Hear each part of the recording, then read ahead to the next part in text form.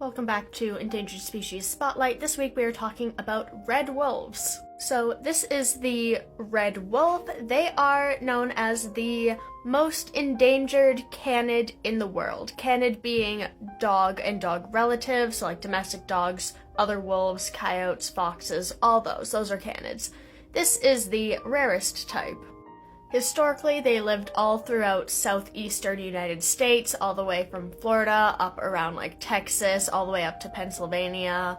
But now today, they can only really be seen in the wild in some areas in North Carolina. So they look visually very similar to both regular gray wolves and coyotes, but they're in between in size, so they're in between gray wolves and coyotes in size, and so for a while they were thought to be just a subspecies of gray wolf, or like a hybrid between the gray wolves and the coyotes, but now they've been classified as their own species. However, due to this, they're often not actually included on endangered species lists, despite the fact that they are critically endangered.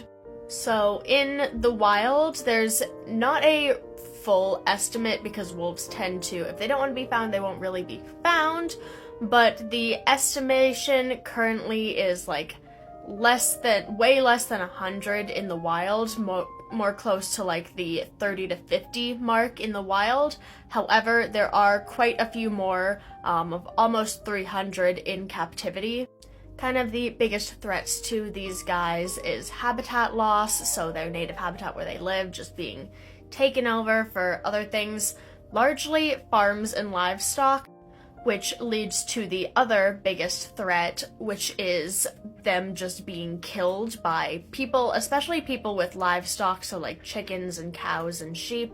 Every time they see a wolf, because they don't want the wolf to kill their livestock, which is unfortunate. So, since they're so critically endangered, it is illegal to kill them, but that does not stop people. And kind of a smaller reason that they're endangered, but still a factor, is hybridization with coyotes. So since there's so few red wolves, they will try their luck in breeding with coyotes, which can occasionally result in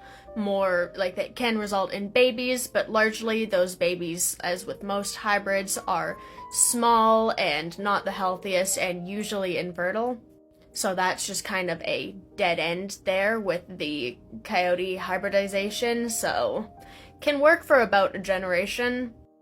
Like I mentioned before, there's a ton of these, okay, not a ton, but a significant amount of these guys in captivity, and there are multiple captive breeding programs.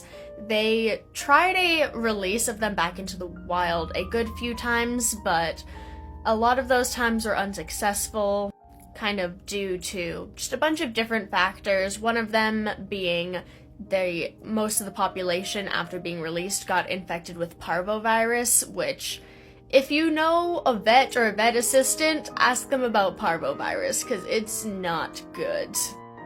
Parvo is a pretty nasty disease, so that did take out a good portion of them, but it looks like there is enough of a breeding population in captivity that captive breeding programs will hopefully be successful sometime in the future and reintroduce these guys into more areas of their native habitat.